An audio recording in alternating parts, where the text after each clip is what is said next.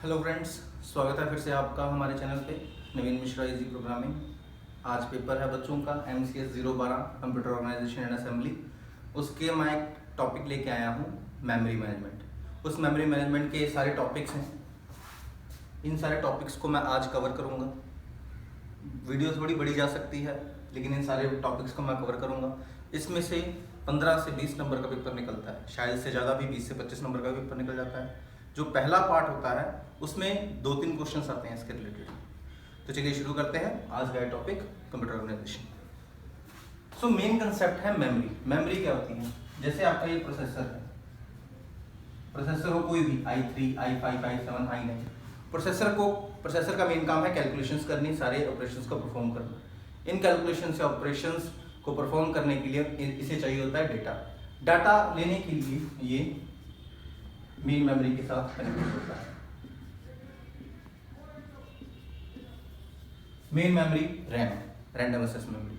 So whenever processor needs any kind of data, ये data लेने के लिए मेन मेमोरी के पास जाएगा, जिसको आप रैम कहते हैं। ओके, लेकिन डाटा लेकर आने में और उसको ढूंढने में, फिर उसको प्रोसेस करके वापस आउटपुट करने में टाइम लगता है, क्योंकि प्रोसेसर की स्पीड और रैम की स्पीड में जमीन आसमान का फर्क है। मेन मेमोरी और प्रोसेसर की स्पीड में 100 टाइम्स का फर्क है। यानी कि अगर एक प्रोसेस को काम करने के लिए ये 100 ms लेगी, तो ये 1 ms, मतलब 1 मिलीसेकंड में इस ऑपरेशन को सॉल्व कर देगा। तो रैम फास्ट तो है, लेकिन इतनी भी फास्ट नहीं है कि प्रोसेसर का मुकाबला कर सके। सो क्या किया गया, एक नया कंसेप्ट निकाला गया, कैशे मेमोरी।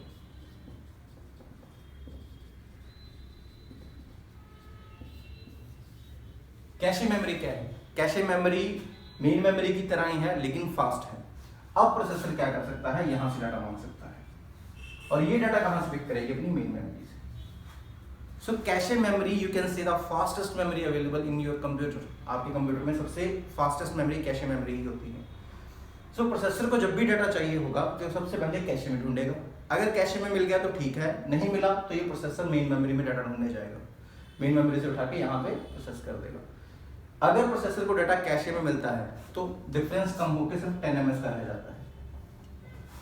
यानी कि प्रोसेसर और कैशे की स्पीड में सिर्फ 10 गुना का डिफरेंस है। दैट इज मैनेजेबल, लेकिन ये डिफरेंस बहुत ज्यादा था, इसमें दिक्कत है। कैशे मेमोरी कहां से डाटा पिक करती है? कैशे मेमोरी डाटा उठाती है मेन मेमोरी में से। लेकिन इस स्पीड का डिफरेंस क्यों है, इतना डिफरेंस क्यों है, कैशे मेमोरी फास्ट क्यों है? द थिंग इज, जो भी ऑपरेशन बार बार हो रहे हैं, the commonly referred locations or addresses or data are stored in the cache memory. Cache memory में frequently used data रखा जाएगा। क्योंकि frequently used data रखा जाएगा तो most of the time आपको डाटा प्रोसेसर से मिल जाएगा, प्रोसेसर को कैशे में मिल जाएगा। अगर नहीं मिला तो मेन मेमोरी में डाटा पड़ा ही हुआ। लेकिन मेन मेमोरी में डाटा कहां से आएगा? मेन मेमोरी अपना डाटा उठाती है हार्ड डिस्क से।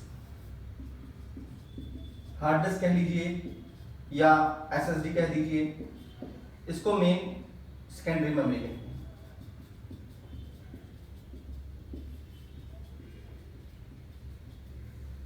सेकेंडरी मेमोरी है ये। सेकेंडरी मेमोरी मतलब ये मेन मेमोरी और कैशे ये प्राइमरी मेमोरीज होते हैं। Primary means they are the primary source of data for the processor. Whenever processor needs data तो वो इन दोनों में ढूंढेगा, that's why they are the primary source.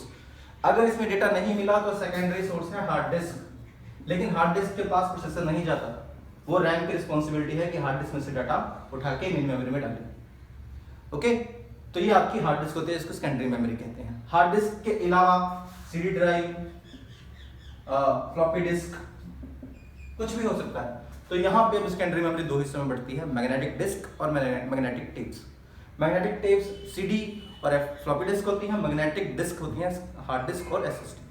तो ये आपकी सेकेंडरी मेमोरी होती है। ओके, अब यहां से भी डाटा लेके आ रहे हैं तो भी थोड़ा टाइम लग रहा है, लेकिन प्रोसेसर को खुद की मेमोरी भी दी गई है, जिसको हम बोलते हैं रजिस्टर्स। प्रोसेसर की एक अपनी मेमोरी है जिसका नाम है registers.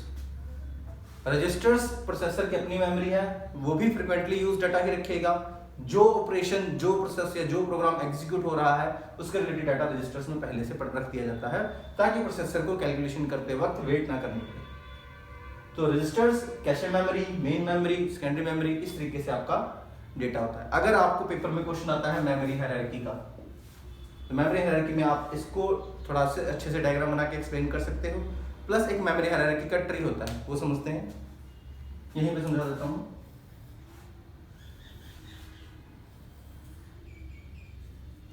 Just like a pyramid, at the top of the pyramid is registers. These are the fastest memory available. लेकिन ये मेमोरी नहीं हुई एक तरीके की, लेकिन प्रोसेसर का डाटा है। रजिस्टर्स जो हैं ये प्रोसेसर की अपनी मेमोरी है, फास्ट हैं, लेकिन बहुत कम डाटा स्टोर कर सकते हैं। ओके, फिर आती है कैशे। रजिस्टर से भी फास्ट है, रजिस्टर से थोड़ा कम फास्ट लेकिन ज्यादा डाटा स्टोर करने की कैपेबिलिटी रखती है cache memory. And then comes your RAM और मेन मेमोरी। मेन मेमोरी आपका डाटा रखती है जो भी आपका चाहिए होता है। उसके बाद बात आती है मैग्नेटिक डिस्क की।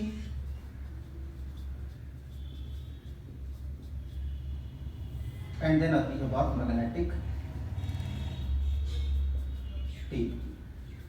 तो एक हायरार्की बनी हुई है। इस हायरार्की में जैसे जैसे आप ऊपर बढ़ोगे आपकी स्पीड इंक्रीज होती जाएगी और आपकी मेमोरी रिड्यूस होती जाएगी।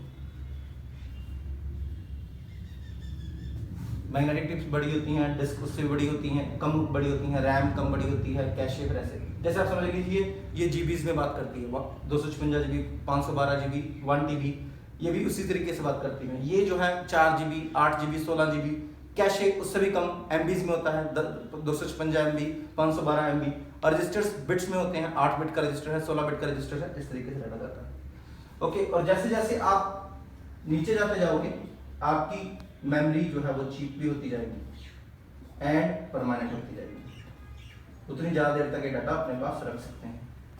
तो कैशे सबसे कॉस्टली मेमोरी है। कॉस्टली मेमोरी इस तरीके से कि कम एमबीज के लिए भी आपको ज्यादा पे करना पड़ता है। मैग्नेटिक डिस्क और मैग्नेटिक डिस्क एंड टेप्स जो हैं ये कम सस्ती हैं, ये सस्ती हैं, कम पैसा खर्चना पड़ता है। आपको 256 जीबी या 512 जीबी कम पैसों में मिल जाएगी, लेकिन रैम 256 जीबी बहुत मुश्किल पड़ जाएगी, आपको मिलेगी नहीं, दिक्कत होगी। तो ये आपका है मेमोरी हायरार्की। मेमोरी हायरार्की का पहला टॉपिक डन।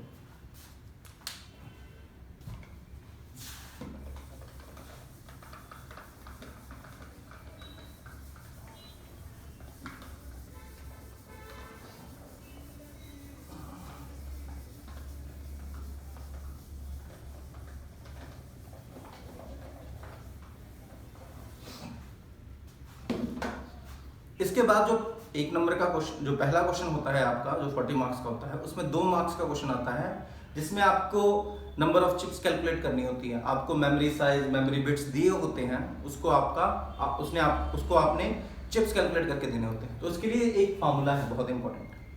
अगर 1 नंबर का क्वेश्चन आता है, 2 नंबर का क्वेश्चन आता है कि हमारे पास इतनी मेमोरी है, इतने चिप्स कैलकुलेट करने हैं, तो ये फार्मूला है total number of chips is equals to total memory bits divide by memory bits per chip.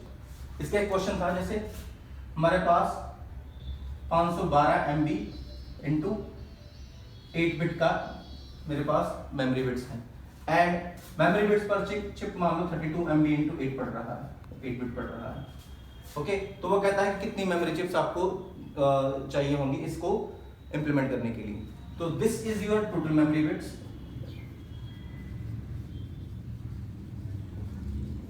and this is memory bits per chip। ये बेसिकली रैम की कैलकुलेशंस के लिए यूजफुल होता है।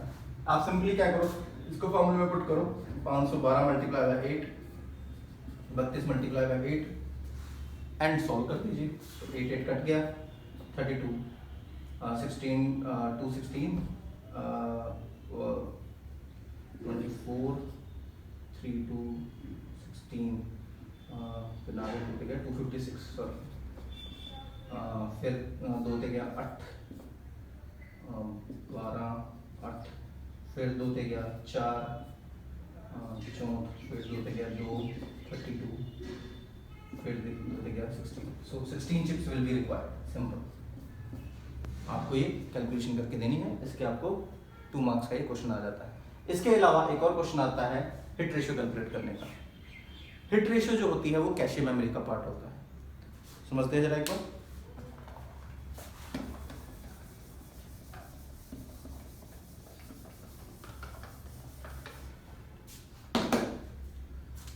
जैसे ये आपका प्रोसेसर था, मैं शॉर्ट में लिखूंगा थोड़ा।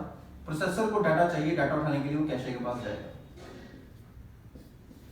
कैशे में डाटा मिले ना मिले कुछ कहा नहीं जा सकता, लेकिन सपोज मिलता है तो उसको हम हिट बोलते हैं। If the processor finds the data that it is looking in the cache, then it is called a hit. And if the data that is being searched by the processor does not exist in the cache, then it is called a miss. Okay, तो hit होता है और एक miss होता है। आपको cache memory की performance calculate करने के लिए हिट रेशियो यूज करनी पड़ती है। हिट रेशियो का मतलब होता है कितनी बार मेमोरी एक्सेस की गई है, उसमें से कितनी बार आपको डेटा मिला है, उसके बेस पे आप हिट रेशियो कैलकुलेट कर सकते हैं।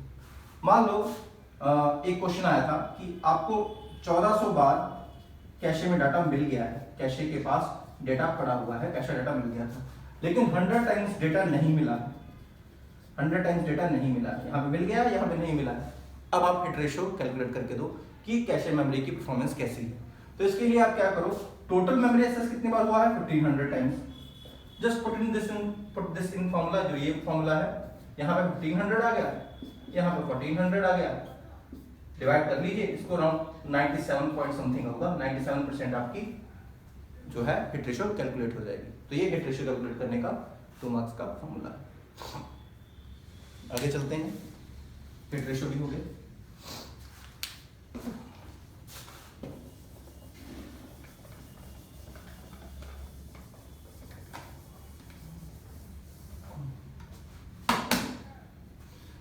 अब बात करते हैं रैम की। रैम को समझने से पहले आपको एड्रेस बस और डेटा बस के बारे में पता होना जरूरी है। जैसे आपका ये प्रोसेसर है, प्रोसेसर को डेटा चाहिए या कुछ भी, यानी उसको एक्सेस करने के लिए रैम की जरूरत पड़ती है। ये आपकी रैम है, रैम से डाटा फेच करना है, तो इन दोनों को लिंक किया गया है। लिंक करने के लिए हम बस यूज करते हैं। Bus is collection of wires that are group together and using which the data can be transferred between 2 units. हमारे पास 3 बसेस होती हैं, ए बस, डी बस एंड सी बस। ए बस स्टैंड्स फॉर एड्रेस बस, ये एड्रेस बस होती है। This is called a data bus and this is called a control bus. Address bus, data bus and control bus. ये जो होती है ये यूनिडायरेक्शनल होती है, यूनिडायरेक्शनल, और ये जो होती है बाई डायरेक्शनल होती है, और ये भी बाई डायरेक्शनल होती है। यूनिडायरेक्शनल का मतलब क्या है, यूनि मतलब एक तरफ जाएगी सिर्फ, ये सिर्फ एड्रेस सेंड करेगी, एड्रेस कभी रिसीव नहीं करेगी। और जो डी बस और सी बस होती है, डेटा बस और कंट्रोल बस, ये बाई डायरेक्शनल होती हैं, इनमें डाटा आएगा भी, डाटा जाएगा भी। सो कुछ इस तरीके का, अगर मैं ये लाइन मार रहा हूँ वन वे तो ये ए बस है, अगर ये चीज करी है हमने तो ये डी बस है, और ये चीज करी है तो ये भी सी बस है। जब भी आप कैलकुलेशन करते हो, रैम में जब भी डाटा पड़ा होता है, उनको कुछ मेमोरी एड्रेसेस अलॉट किए होते हैं। उन मेमोरी एड्रेसेस को प्रोसेसर को जरूरत पड़ती है कि इस मेमोरी एड्रेस में क्या पड़ा है मेरे को बताओ, तो वो एड्रेस रीड करना हो गया। जो भी मेरे आंसर आया है, मेरा जो भी कैलकुलेशन का आंसर आया, उस आंसर को आप स्टोर कर दो इस एड्रेस पे, तो एड्रेस पे स्टोर कर दो, तो उसके लिए ए बस यूज की जाती है। A bus stands for address bus used to carry the addresses between processor and RAM, इसलिए ये वन वे होती है। फिर आता है डेटा बस, डाटा को स्टोर करने के लिए, डाटा को रीड करने के लिए, read and right 2 main operations होते हैं जो डाटा बस में किए जाते हैं। Memory read, memory right, okay, ये 2 मेन ऑपरेशंस होते हैं जो डाटा बस की मदद से किए जाते हैं। कंट्रोल बस कंट्रोल करती है कि कौन सा ऑपरेशन कब होगा और कैसे होगा। कंट्रोल बस बेसिकली 4 ऑपरेशन से डील करती है, memory read, memory write, then IO stands for input output read and input output write, IO read, IO write। Okay, so ये 3 बसेस होती हैं जिनकी मदद से processor, RAM, cache, hard disk, ये सारे आपस में कनेक्टेड होते हैं और डाटा ट्रांसफर किया जा सकता होता है। ओके, फिर बात करते हैं रैम की।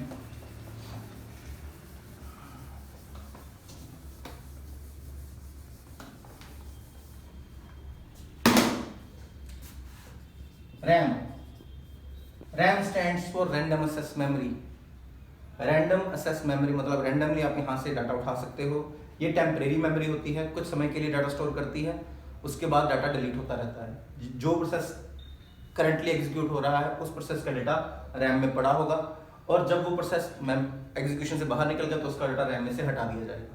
तो ये रैम का काम होता है। रैम दो तरीके की होती है, एक होती है स्टैटिक रैम और एक होती है डायनामिक रैम। दोनों की वर्किंग में थोड़ा सा डिफरेंस है।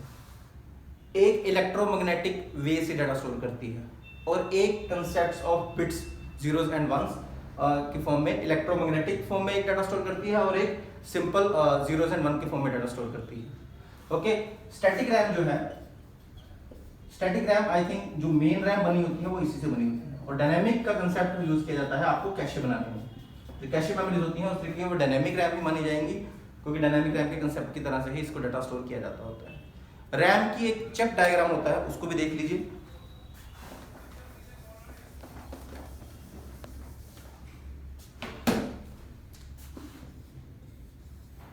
अगर 120x8 बिट की रैम है तो इसमें आपको एक रीड सिग्नल दिखाना होता है, एक राइट सिग्नल दिखाना होता है। राइट के लिए ये कुछ ऐसे हो जाएगा, रीड ऐसे, राइट ऐसे। फिर ए बस एंड डी बस होती है, उसके लिए भी ये सिग्नल्स होते हैं, ए बस और डी बस। उसके अलावा इसमें मेमोरी और आईओ के, आई एम नॉट श्योर, मुझे याद नहीं, I think chip CS chip select, chip select का एक पिन होती है। चिप सेलेक्ट पिन का काम क्या होता है कि इस चिप को इनेबल करें, इसमें से डाटा उठाया जाए, और read write data read write करने के लिए address bus to database are connected to transfer the data. Okay.